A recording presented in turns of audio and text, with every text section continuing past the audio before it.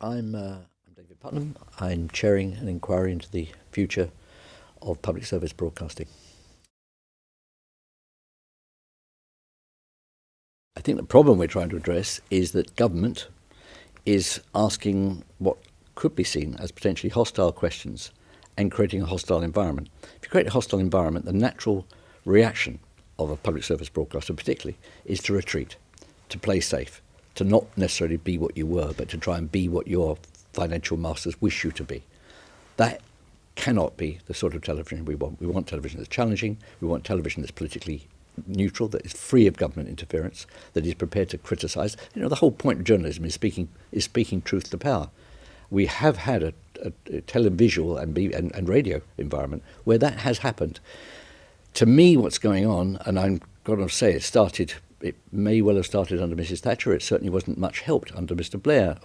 To me, what's going on is a sense that among politicians that if you put pressure on broadcasters, their natural reaction is to calm it down. The natural reaction is don't ask the difficult questions, don't be seen as a nuisance, play it safe. That's a road I don't want to go down, not during my lifetime. So what we're addressing, I think, in this inquiry is how do you retain a free, confident, forward-looking televisual environment which plays across all platforms, is available to people when they want to see it and where they want to see it, but which informs them and constantly encourages them to question power.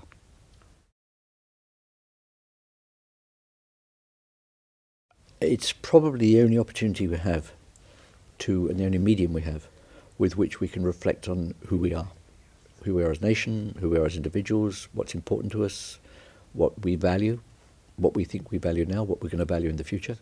But most of all, for the UK, it's about who we are as a nation, what we think is important, and the way in which we reflect that.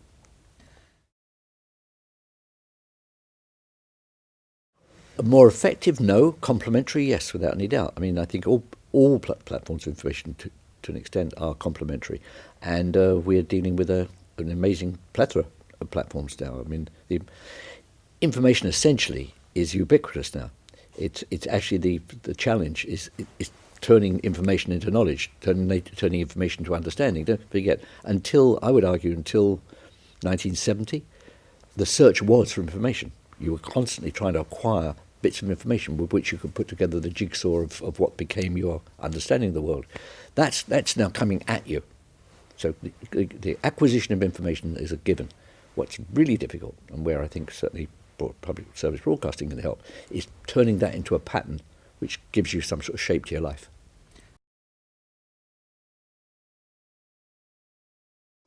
Well, you know, the obvious one, almost the corny one, would be what the contribution David Attenborough has made to our understanding of the natural world. Not just the natural world in terms of animals, the natural world in terms of everything that affects us. There's a new series he's got coming out right now on hunting, the process of hunting, how primeval we are, animals are. But I think that an understanding of the natural world is of a totally different order than it would have been when I was growing up. I've actually got some clips from the original Zoo Quest, which is the first programme he did, and they're just funny. I mean, you look at them, it's just funny, because he's desperately trying to attract your attention by showing you orangutangs, just stuff. But there's no sense that you're kind of penetrating knowledge. You know, now you can fly across a glacier, you can have you can reproduce what that glacier will look like 100 years from now. I mean, it's quite staggering. So I think that our understanding of the natural world has been brilliantly enhanced particularly through public service broadcasting. That would never have been done by the marketplace, ever, ever, ever. Marketplace, to an extent, now is beginning to ape it. But that level of experimentation, that level of original investment, marketplace would never have supported.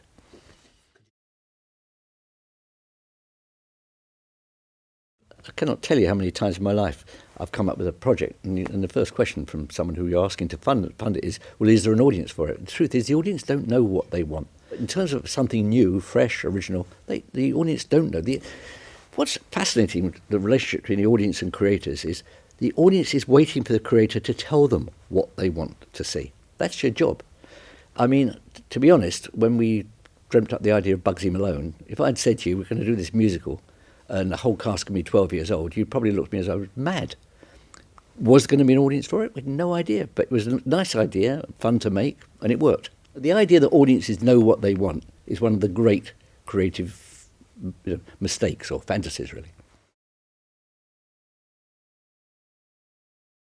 When I'm teaching, I try to use a combination of narrative from my own life, clips from movies or whatever, slides, and discussion and questions. If you said to me, which is the most powerful, I'm not sure I could answer. But I know that if I get the mix right, I'll deliver a really good seminar. And that's, I think, exactly the same as the media mix. Get the mix right, and people will go away informed, entertained, and enlightened. Get the mix wrong, and they won't.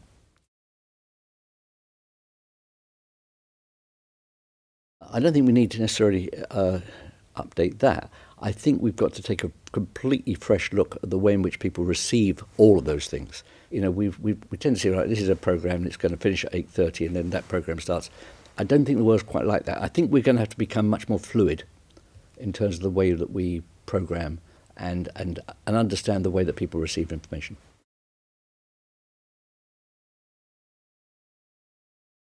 If you become totally platform agnostic and only think about content, you do move into quite dangerous territory. You could actually end up having fantastic content, but available only on fringe platforms, which frankly no one can either access or even knows about. I would hate great public service content to find itself stranded on platforms people couldn't reach. Then that's why I think that it's a dangerous thing to play with when you start talking about are we talking about platforms or are we talking about content? There's a very important synchronicity between them. You've got to get that right. BBC's aspirational, has always been aspirational. Sometimes it's a pain in the arse because it's so aspirational, but BBC is aspirational, and it encourages us to think that way. See, it's difficult for me. I come from a generation where some of the tabloid media, so the Daily Mirror, for example, was itself aspirational. It relieved itself to have a role in getting what would, in those days, termed the working classes to enlarge their vocabulary, to think more seriously about politics, more deeply about politics and their role in the world. That was the media environment I was brought up in.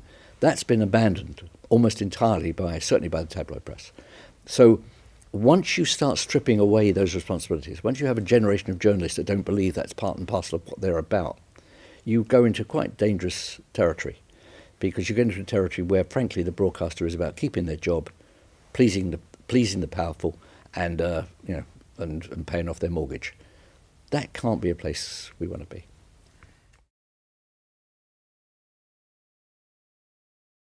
I did a radio interview earlier this week where I was using as an example the accidental processes by which we lost regional television in the UK. It was a piece of market manipulation that allowed one regional TV company to take over another one. And of course the market works the way the market works, and you ended up with a single ITV. Now, on the one hand, you say from a commercial point of view, is that such a bad thing? Don't know. But what have you lost? What you've lost is all sense of regional voice. When I was director of Anglia Television for 20 years, the most popular programme on Anglia Television was the weekly clash between the regional MPs. So first of all, the regional MPs wanted to be on it. It was their moment in the sun. And the good citizens of East Anglia also got a chance to see the people that represented them arguing with each other. It was a very, very good programme, rated very highly. There is no place on British television now where regional political debates take place. That's crazy. Except, interesting enough, in Scotland and Northern Ireland, where by statute those stations remain independent.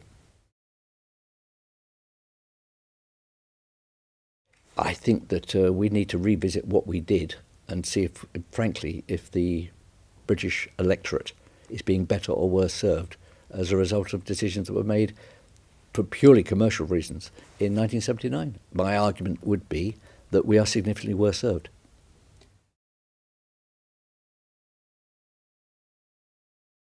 I'm an 8.